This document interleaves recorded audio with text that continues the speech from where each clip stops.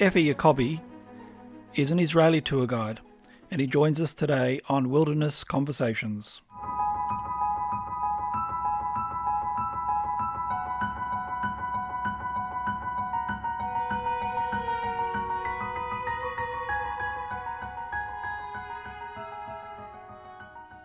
Effi Yaacobi is a tour guide in Israel, a passionate lover of the country and its people, and over the last few decades has connected with more than a few Christadelphians, all who share his love for the land. Boker Tov, Effi. Effi, I think Israel, like Australia, is locked down because of the COVID pandemic. Tell us a bit about what's happening in Israel at the moment. This virus has changed the world as we know it, and will continue to change as we don't know it heading into the future. No matter whether they find a vaccine or not, it's not going to be the same place. And for such a small country, everybody knows someone almost who's contracted it. And that was a very traumatic period for us because the first national lockdown that occurred 2.5 months ago saw a flattening of the curve. It was extremely strict. You couldn't move 100 meters from your house. Not today, like you in Australia, even in Melbourne, you've got 5Ks. I mean, this is unheard of. This would not have been allowed here. But things came back, it flattened the curve, and everybody thought, right, it's behind us. They opened it up too soon. Well, that was a big mistake. Too soon, too early, and the numbers spiked up, and today we're still 89,000 people have been affected by it. That's a lot of people for a small country. 64,000 have recovered, but 622 people have paid the ultimate price of losing their lives. Yeah. There are restrictions in place, but it's not a lockdown. So they've gotten to the idea that if we are able to isolate neighborhood hotspots or villages or towns, we will lock them down and have strict regulations as to whether you can come in or not. And we're beginning to see that this is beginning to take hold. Instead of, look, in a country so small, 1 million people were unemployed. At the moment, there's 560,000 people unemployed. Recession, 29%, lack of growth. We're a small country. We don't have natural resources. We don't have the wealth that Australia has of mineral. We can't afford to lock down, even if we wanted to, unless there was such a disaster that we had no choice. And tourism is one of your biggest imports. All of a sudden, international flight, trade, commerce, tourism, garnished. Yeah. That's really hard. But look, we have faith. We have faith in ourselves. We have faith, hopefully, in this new bloke who's handling the coronavirus committee. And obviously, we have faith in our Heavenly Father that a solution will be found to it and we'll move on and return to normalcy. Indeed. The first thing most people listening will notice is that your accent is definitely not Eastern European. In fact, it has the unmistakable twang of an Australian accent. Effi, you grew up in Melbourne in the years following World War II in the shadow of the Holocaust and all that brought along. And, of course, no Jewish family came out of that unscathed. How did that affect your family and your upbringing in Melbourne? I was born in Israel, and then Mum and Dad moved out when I was at the age of 5 back in 1956 to Melbourne. But there is no doubt that my core values were established through Mum and Dad, but also through their link to the land of Israel. And they both came out from Poland back in 1931 and 34, respectively, on what was known as Youth Aliyah, a Zionist youth movement they were both part of in different parts of Poland. Mum was up near the Russian border, Dad was south of Warsaw, and they moved out, and they got out. And Mum came out with 2 sisters.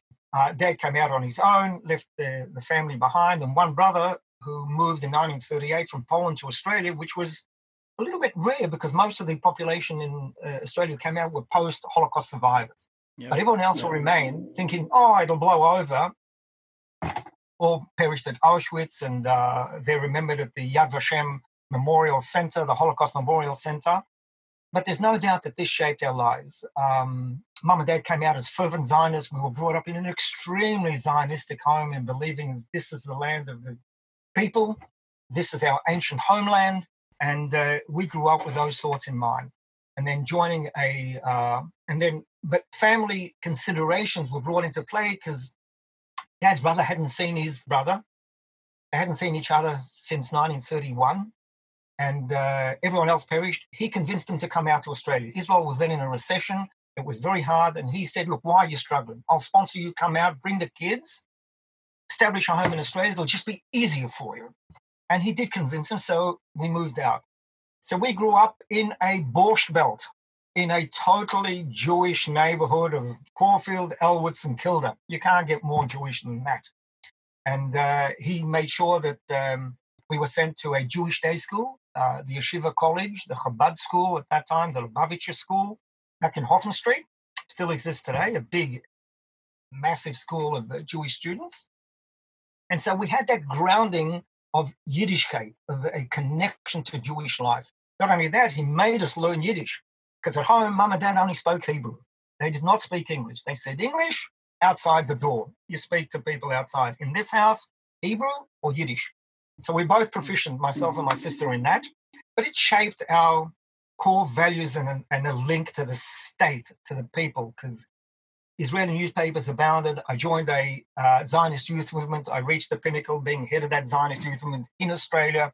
And I knew my place at some time meant that I'm going back home at some point in time. Which you did. But I'm interested in, you use the word core values. What Correct. are core values? Look, the values is always, both Mum and Dad were members of the Haganah, the underground movement fighting for independence. This was a chance of once in a lifetime of re-establishing a Jewish homeland after 2,000 years of exile through no fault of our own, massive civilizations who came, the Romans, the Byzantine Empire, eventually kicking the Jewish people out of their ancient homeland, the birthplace of Abraham. Not the birthplace, but the upbringing of Abraham after the covenant with him and God. And so we knew at home, and Dad made it, a prerequisite for himself, I think, to say, don't lose your link with the state of Israel. This is your home. Australia is a transit place. And look, I'm indebted to Australia. There was absolutely no doubt. My upbringing within the Jewish community, my involvement in youth activities, gave me the grounding that I needed to know that one day I'd be going back home. And I finished university, Melbourne University, Bachelor of Commerce degree, and worked for 2 years at the National Bank. And that, two things happened that made me come back. One was always the feeling that whilst Australia is a phenomenal place, you couldn't get a better place, certainly in those times of being brought up in a egalitarian society, a multicultural society. Nobody bothered anyone else. But my whole world was intertwined within the Jewish community. It really wasn't with the non-Jewish community. In fact, probably the contact that I had with the non-Jewish community was at university, because even at school, we were 60% Jewish at Elwood High School. And the only contact that I had with the so-called non-Jewish community was I even joined the RSL club at university, the RSL Rifle Club. We used to go out to Geelong every Saturday to shoot off 3 or 4 rounds at a target, and then at the end, go back and have a cup of coffee and a beer and back home. So literally that was the only, until I got to the National Bank. And with a commerce degree, I was on a fast track to become a sub-branch national bank manager within 18 months. And they put me to a South Melbourne branch. Now, this guy there, the manager, and I have to be honest, was a member of a white Anglo-Saxon background who did not see Jews as someone who were equal to him, call it what you like. And all of a sudden, he worked his way up from being a postal boy, a ledger boy, a teller, an accountant, and be given this managerial position in a small branch after 40 years. And all of a sudden, this young Jewish boy rocked up that in 18 months was on a fast track to replace him. He couldn't hack it. And every time I had to ask permission to go off for Rosh Hashanah or Yom Kippur, the two most holiest holidays that we have, he used to sit me down and say, convince me why I have to give you your time off. So I sat quietly for the first year, but the second year I said, you know what? No, this is not right. I don't have to prove to you or legitimize my religion because you can't accept me for what I am. So I resigned immediately. 2 weeks later, I was in Israel. Said, I'm going back home. Well, I don't have to prove my Jewishness to anybody. And that's what happened. Got Mum and Dad's blessing. They said, don't forget who you are. And bought a ticket, and I was gone. And I came out. So you got on off an aeroplane. Where did you go? You stepped off the aeroplane onto the land. Where would you go? It's true. I was the only persons that we had here were Mum and Dad's two sisters. They were elderly, so it was not my cup of tea, but at least I had a bed to come to. but I immediately went to the Jordan Valley and I joined a moshav, a agricultural settlement, where I'd sent children from my youth movement on a year's program of enhancing their link to the state of Israel, to the people, to the country, to the land. I was there for 7 months until the Yom Kippur started in October. I came out in February. October, the war began, and I was the first, and I'd already knew that I was going to join the IDF. There was no question about it. First of all, I'm an Israeli. I have an Israeli passport, an Israeli ID number from day dot, so you can't lose that. And so I'd already went to the enlistment office and joined. They wanted me to go in July, but they wanted to send me to artillery. I said, no way, I'm schlepping big shells into a cannon. That's not for me. They said, fine, choose what you want. So I chose an infantry brigade and was the first induction after the October War. And that was November the 4th, 1973. And so that means you joined after the war? Straight after the war. Okay, we were in the war at that time, but in Tel Aviv, with all that was going on and the trepidation of not knowing what the results were going to be in the first week, it was really panic. Because what was happening at the Golan, what was happening on the Suez Canal front, Israel was in dire straits. We were getting hit by SAM missiles. The Air Force had lost dozens and dozens of airplanes. We were really on the brink of what Moshe Dayan said, losing the third Commonwealth. And all of a sudden, the miracle happened. Everything switched, and we pushed them back. And so I was the first induction. So I was in the war of attrition, and then subsequent wars that Israel held. We've had a bit to do with each other, and I've always noticed the word miracle pop up in your language from time to time. And it's a word that Christadelphians use when in the context of Israel as well. And it's fascinating to hear you use that same word. In what way do you think it was a miracle? Look, with all, miracles do happen, and we can't deny them because there's no explanations. There's no explanations for how we survived the Holocaust despite losing 6 million people. That is a miracle. And there is no doubt that against all odds, when Ben-Gurion took that fateful decision on May the 14th at 4 p.m., and he had to do it at 4 p.m. because at 4:20 Shabbos came in, and if he signed the Declaration of Independence at 4:21, the religious people wouldn't touch that declaration, and we wouldn't be sitting here talking to Stephen Dodson. That's for sure. So, and at 12 o'clock that night, May the 14th, midnight, when the British governor left, lowered the British flag, the Israeli flag was raised on the pole.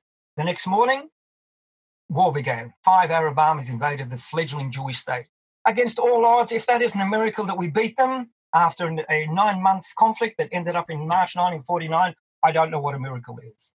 And to think that all this has befallen the Jewish people over so many years, over so many persecutions, to come back to the land that was given to us, pledged to us by God to Abraham, a miracle.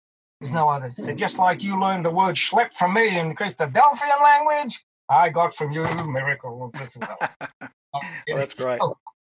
So, I mean, obviously you left Australia in the 70s, you arrived in Israel. How different was it? Oh, big difference. Big difference, because Israel at that time, back in 1973, was only 25 or so years after independence and 3 years after the Holocaust. And it was a country in its infancy. You felt an immediate bond with the people. The atmosphere was different. There was a collective unit of a shared destiny. You were part of an expansion of the country. And what better way when I was on the Moshav and I planted those date trees as we went down to the Jordan Valley that I pointed them out to you. I have a stake in this country. I planted the first 400 date trees along with other friends on the Moshav. And that links me to this land, to this root, to the soil. And so the difference then was completely different than what it is today, because we live in a cyber world. We live in a technological world. It's not the same Zionistic film that it was back in 1973 and then definitely after the war. It's not. And, the language of the younger kids today is not the language that I had back in 73 or through my grounding with mum and dad. The feeling is that you're part of a country today, but you know what? It's open borders. If I don't live here, it's not the end of the world. In my day, if you left a country, you were virtually considered a traitor. Why are you leaving? And it was called in Hebrew, yerida. Yerida means a lessening, a lowering, an abandonment, as opposed to Aliyah, going up to the land a reconnection to our history, our people, and to God. So massive differences. Tried from the physical infrastructure. Stephen, in those days, there was no telephones, nothing. You had a public phone box that you had to stand in line with hundreds of other people to get a chance to call. Took my sister 7 years to get a phone in her home. I can get an iPhone within 10 seconds flat. Online, delivery the next day, and I got an iPhone. In those days, 7 years. And when I was on the kibbutz after the army, you had to wait in line with 50 people, one phone on the whole kibbutz for 300 people. Now you figure that out. Any kid today would be willing to listen to something like that? Never. What? Where's my iPhone? And not only this iPhone, I want the iPhone 11, the 12, the 15. Different world. Different world. So you spent time in the IDF and then to the kibbutz. How long were you in the IDF, or did they cross over? No. When I joined the IDF and I joined Golani, the infantry brigade, they wanted me to serve 9 months. And I was 23. I was 23 years old. And they said, you don't have to serve more. In fact, you don't have to serve at all. You're 20. I said, first of all, there's no way I'm not going to serve. My part is a shared destiny with the people of Israel. I'm serving. They said, fine, 9 months. I said, you can forget that straight out. So I doubled my service straight away into 18 months. And then I signed into the regular army for a further 6 months after that. So I did 2.5 years with them. And that was primarily on the Golan Heights? Not just the Golan Heights. It was wherever the Golan, because in Israel, you serve in quarters, 3 months, 3 months, 3 months, 3 months on the line, 3 months training, 3 months on the line, and it could be north, south, east, and west, wherever you're sent. And the connection to where I moved to the kibbutz happened in the last quarter of my service, when I was stationed up on Har Dov, that you hear today with the Shaba farms and the problems we have with the Hezbollah just across the border. And I was there, dead of winter, and snow-capped Har Dov. And I had mates living on Kibbutz Mavor Chama. It was 64 kilometers down the road on the Golan Heights. And I was in contact with them because they were the only friends that I had still from Melbourne, even though on a rival youth movement, it makes no difference. Same social crowd. And they said, Effie, what are you doing? You're stuck up on Har Dov. You can't get out. And when they do let you get out, you decide to stay because you've nowhere else to go. Come to us. So I said, you know what? I'll do it. So on a Saturday, one of the Saturdays, I don't remember the date, I schlepped down 64 Ks hitchhiking at that time to get in the kibbutz. I get to the kibbutz. Everybody's on a bus. I said, what's going on here? I said, come join us. I said, where are we going? They said, we're going back after the Golan to see the Hamon snow. I said, my God, I just came after that, after 2 months in the snow, come out for a bit of a life, and now you're schlepping me back 64 Ks. But we did it. And on that bus was a young little girl called Felicity from Britain that eventually became my wife. So that was the beginning of a relationship. And then they said, you're being discharged in a couple of months' time. Think about coming to the kibbutz. And I thought, you know what? This suits me fine. So I did. When I was discharged back in May 75, joined the kibbutz and stayed there for the next 16 years. And that was an eye-opener. Well, most people in Australia, unless they've got some interest in Jewish history and the land of Israel, wouldn't even know what a kibbutz is. What was it like living on a kibbutz? In those days, it was a different kibbutz, because today there are no longer any true egalitarian social framework, complete community. Today, they're independent villages, and there's 276 odd kibbutzim in the country. 15 are still kibbutzim in the same old philosophic socialist network of a community working together with no private ownership of property and everybody dipping all their whatever they earned into a communal kitty, and you got a monthly budget. Today, it's completely different. In those days, it's exactly what it was. The kids still slept in children's homes. That's gone in all over the facet, even in the modern kibbutzim or the older modern kibbutzim. But it was a fabulous opportunity to ground myself with the land of Israel, because I joined the agricultural community on the kibbutz, and I worked there as both in the wheat fields, the barley fields, the cotton fields, the subtropical fruits. A phenomenal bonding of people working for a common aim with no interest in whether you had an iPhone or you had a car, because in those days, there weren't those things. So it was a different time, an enriching time, an eye-opener, good friends. We remain good friends with the people on the kibbutz, even though we've left, since 1991, so close to 30 years ago. But it was a emotionally enriching experience to be part of a thriving communal atmosphere. But in between, we went sent to Australia.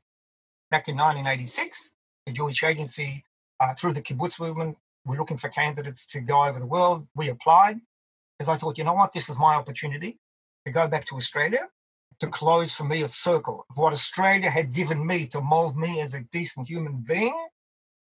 I was going to give back to the community.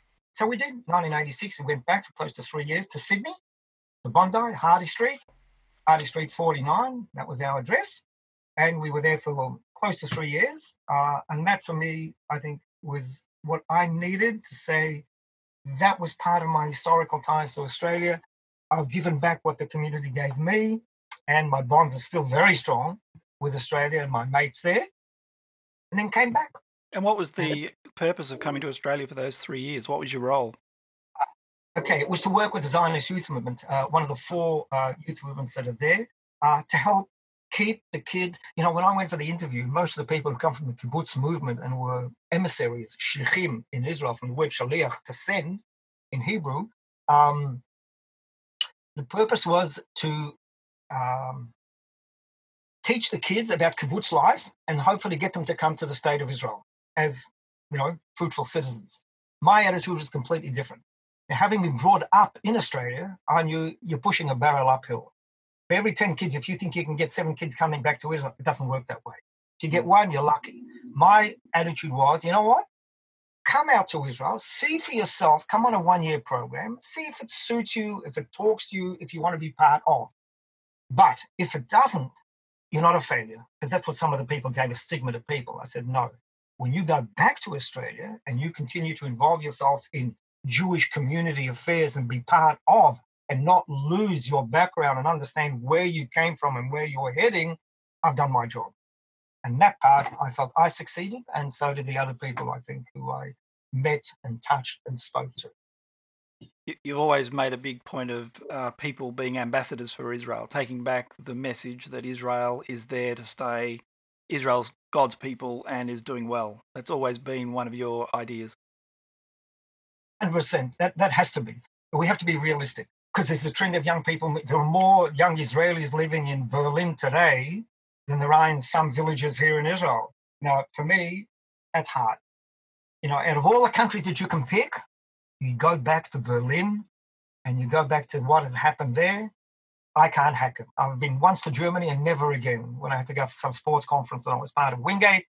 And stepping off the plane from that first step, I said, oh, no, the quicker I get out of here, the better. There's no way that I was walking around the streets and looking at these people who were aged 60, 70 and 80 years old and couldn't think, where were you? Where were you 25 years ago? What were you doing? So I said, I will never step on German soil or Polish soil in my life. For that, I couldn't take it. I couldn't take it. You went back after Australia to Wingate, which is a sports institute. Tell us a little bit about that. And how did you get that job? Coming back, I wanted to join one of the industries on the kibbutz, but they'd already given top positions to people in. I wasn't going to come around and turn and move on, mate. I'm here. It doesn't work that way. And so I involved myself in children education on the kibbutz, worked in the kiddies' homes, set up children from the scout movement who were about to join the army in what's known as the Garina nuclear, serving together half their time in an agricultural community, half their time in uniform. And but I felt unsettled because it wasn't enough for me. So I began to look for work outside, and I found an application to join the Wingate Institute. And I thought, you know what, this sounds interesting. And Wingate Institute from Avoch Hama is 150 Ks one way. So 300 Ks every day to travel. I'm not so sure I wanted that. Or to leave kibbutz for a week and come back on the weekend, not a way to do family life. So we took a monumental decision, and Felicity said, look, if you're not happy, Effi, I'm a ceramicist. I take my kiln and my wheels. I can work in Eilat, I can work on the Golan, I can work in Tel Aviv. My clients follow me. So we took a punt, and we went, and we built a home here in Evan Yehuda, an Australian home, an A.V. Jennings home, actually.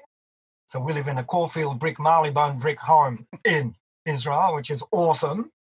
And joined the Wingate Institute, which was phenomenal for the next 20-odd years in the public relations department, the external affairs department, the philanthropic side, core values of sport, competitiveness, respect the individual.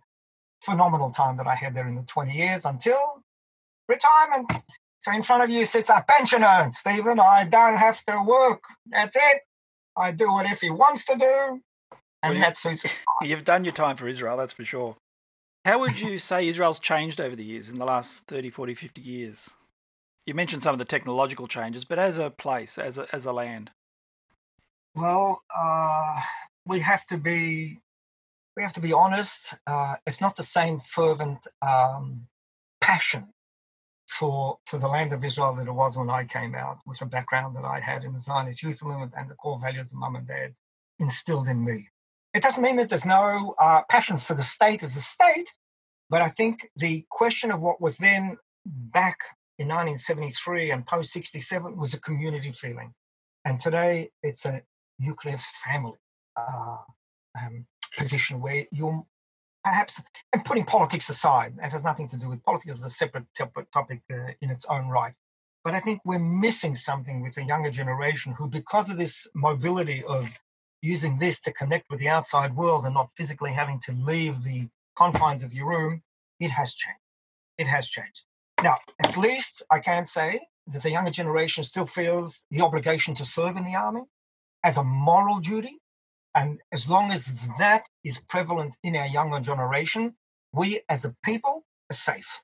If that begins to erode, we have a problem. But apparently it's not. From statistics, there are more demand to go into crack elite units than there are positions available. So no one is trying to shirk.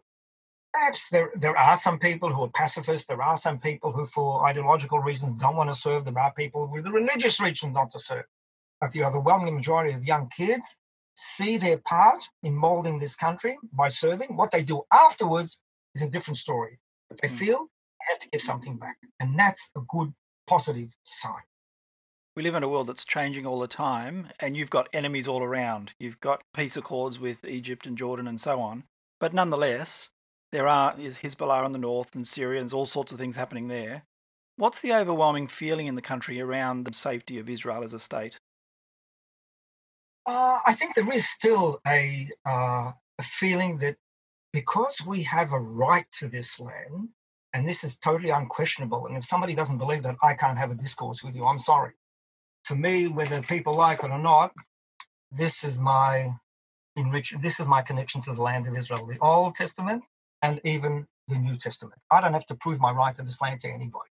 So I'm here to stay, I'm not going anywhere. And I think the overwhelming majority feel that as well. We don't have any other place to go. You talk about the Palestinian issue, you talk about 650,000 refugees. Today they number 6 million, what a load of rubbish. But they had 52 Muslim countries that could have absorbed them, and they didn't. We don't have anywhere else to go, so we're not going anywhere. So I don't think there's a question of believing that something is going to happen to the state of Israel, no matter what the democratic, progressive squad people say in the States. That's their problem, not my problem. But I don't fear for the state because I still think we have a very strong base of understanding that we will secure ourselves and rely only on ourselves. And in the world of what there is today of cyber technological warfare, we're up at the right front. And as long as that quality edge remains, we don't have anything to fear. But even said that, we live in a country that has a bad neighborhood around us. But even that's beginning to break because we just saw the monumental news and people aren't quite understanding what this means to sign this peace treaty with the United Arab Emirates. 7 little countries who've put their fate together with us because the common enemy is Iran. And that's what brought them together. And understanding that to do that, they have to go through Israel to get to America in order to enhance the relationship. So it's a triangle that works. And you will see the minute that Bahrain falls into line, the minute that Oman falls into line, where we've got contact with all the time, the minute that Sudan falls into line, the last will be Saudi Arabia. They're holding back, not because they don't want it, because they don't want to be the first, because of any possible backlash within their own community. So you see an alignment between Israel, the US, and then going down in the peninsula, the Saudi Arabian Peninsula. You see those nations being aligned with a common purpose. There's no doubt. There's no doubt. United Arab Emirates need the umbrella of America. America needs the United Arab Emirates and the other countries around it because of the strategic lines of supply of oil to the Western industrial communities, including America. And the fact that on the other side of the strait, 100 kilometers, there's this mega power of Shiite radicals that are having their own internal problems that at some point will be overthrown. I have no doubt that the people will only be pushed to a certain point before they overthrow them, I reckon. And that will open up a different era in the Middle East. But in order to protect themselves from Iran, they know where their bread is buttered on. And to have a direct flight 3 hours to Dubai now, unheard of. Telephone links as of yesterday, unheard of. So that is a monumental change in the Middle East. The safety you feel living in the nation now, you've mentioned a couple of times, you mentioned the Old Testament, the New Testament, and before you mentioned our Heavenly Father. What's your hope? Look, there's no doubt. Israel can't exist without friends. And the Christian community, and there are many streams, far better than me, who believe intimately that what's written is here is going to be seen over the next decade or 2 or 3. These are not just idle words that are mentioned in the book. This is a living proof of our ancestral bonds between the Jewish community and the Christian community. And we certainly are in debt to the Christian Zionist movement, who helped promote a return of the Jews to their ancient homeland and their rightful place here, putting their reputations on the line, saying there has to be established a national home for the Jewish people. We didn't leave here because we wanted to. We left here because we were booted out by greater and more powerful civilizations at that time. Well, of course, that's not going to happen again. But our debt, and I see it, and the more that I have contact with the Christian community, and certainly, Stephen, since I've been open and exposed, in a sense, if that was the right word, to the Christadelphian community in Australia, that I feel such an affinity with. We know that as long as we have the bond, the mutual ancestral history, we are safe. Because our Heavenly Father won't allow it to go any other way. There are ups and downs along that road, but at the end, we're together. We're bonded to the same aim. Well, your love for the land is evident, and I'm sure it was that led you ultimately to become a tour guide, even though you'd retired, just to almost keep you interested and to give you something else to do, like you needed something else to do. You became a tour guide. Tell us a little bit about that decision and what it took to become a tour guide in Israel. Well, again, having been pensioned off, so to speak, terrible word, pensioned off, is put you back in the back room or something and stay quiet, and that's it. We don't want to know who you are. Well, my mate Joe, who you also met, or your dad's, your relatives have met him on a previous tour with him as well, said, Effie, what are you going to do? You're going to sit at home and watch telly, Netflix, and that's not you. Go away, straight away, join the tourist ministry course. It suits you down to a T. So I took a punt. I said, you know what? I'll do it. So I went, and I want to tell you, it was probably the most enriching 2 years experience that I've had, literally, in bonding my knowledge to this land. Because you started literally from, now, it's not that I didn't know these sites existed, but what they did in those 2 years were the best lecturers, the best archaeologists, the best philosophers, to be able to take you on a journey from Abraham to this day, was probably the most enriching educational experience that I've ever had in my life. And it simply put together what I knew in a logical time frame, and I just ran with it. And it's not easy. It's a 2-year academic course, 600 hours. People think, oh, yeah, Yellowstone Ranger, you go to him, he's had a 3-week course. It's all about America, all about Yosemite Park. A load of rubbish.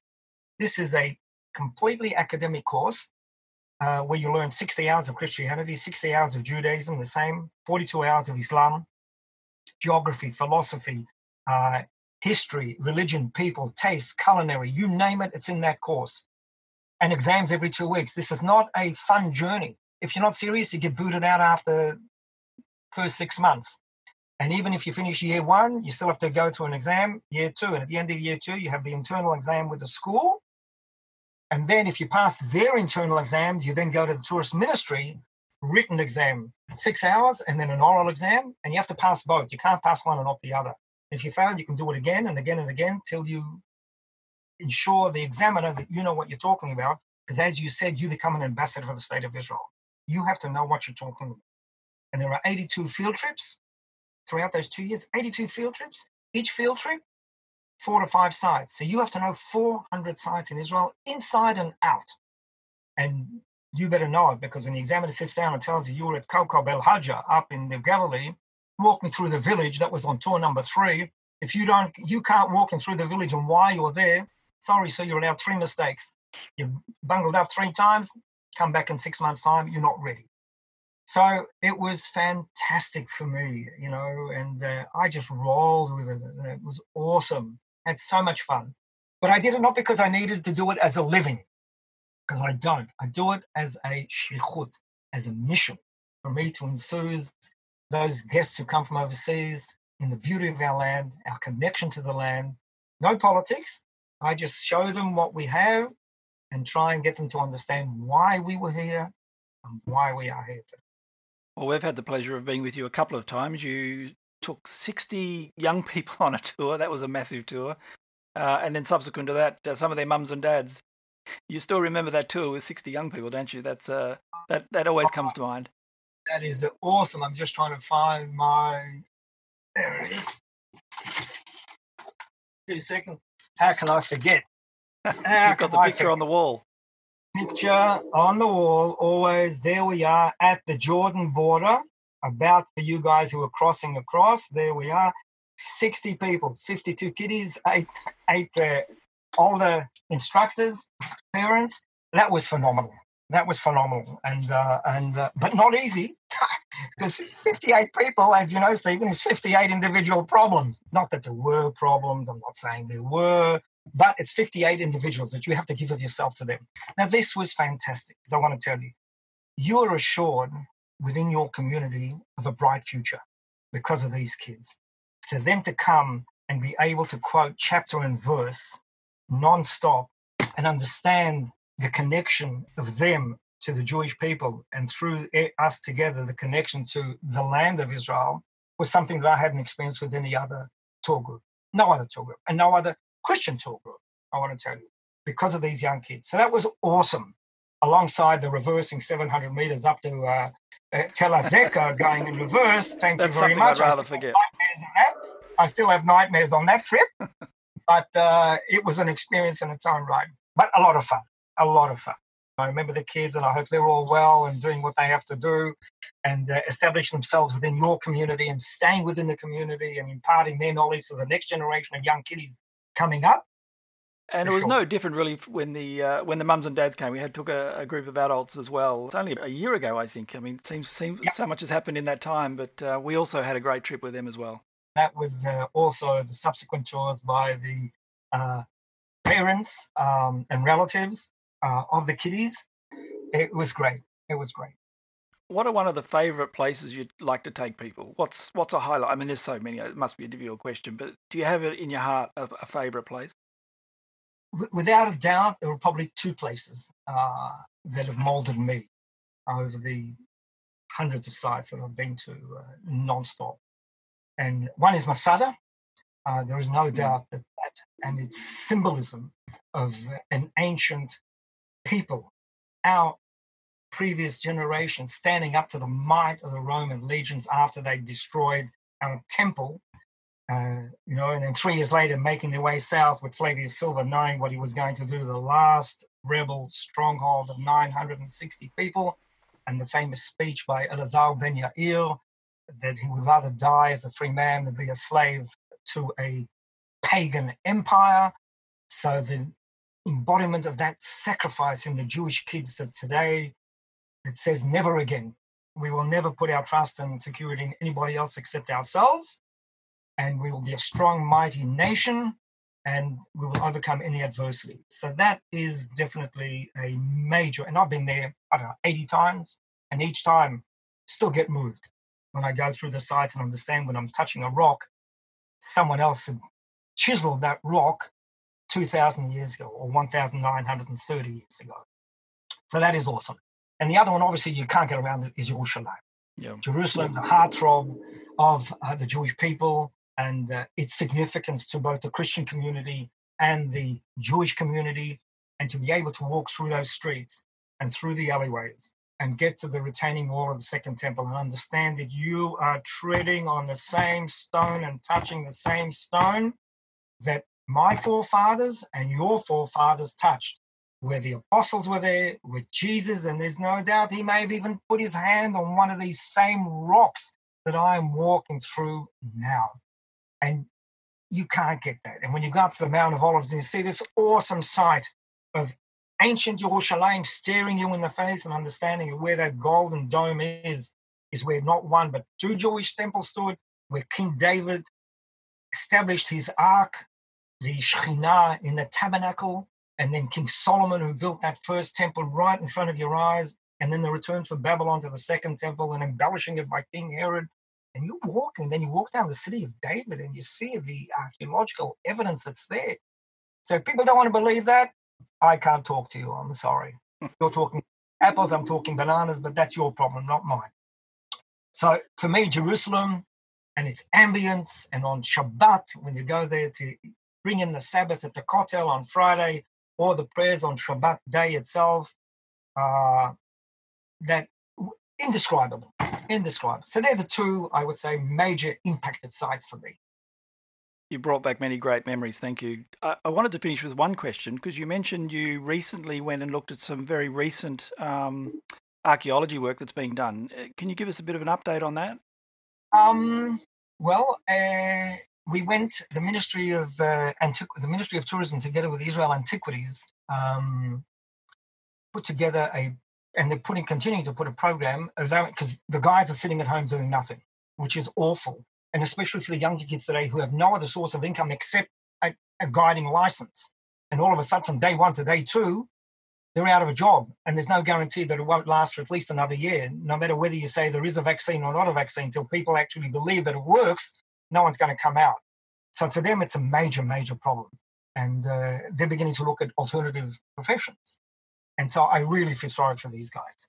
But for the guides, so the ministry says, you know what, we'll put up a series of archaeological digs that you can go and join, and for free, and you can volunteer.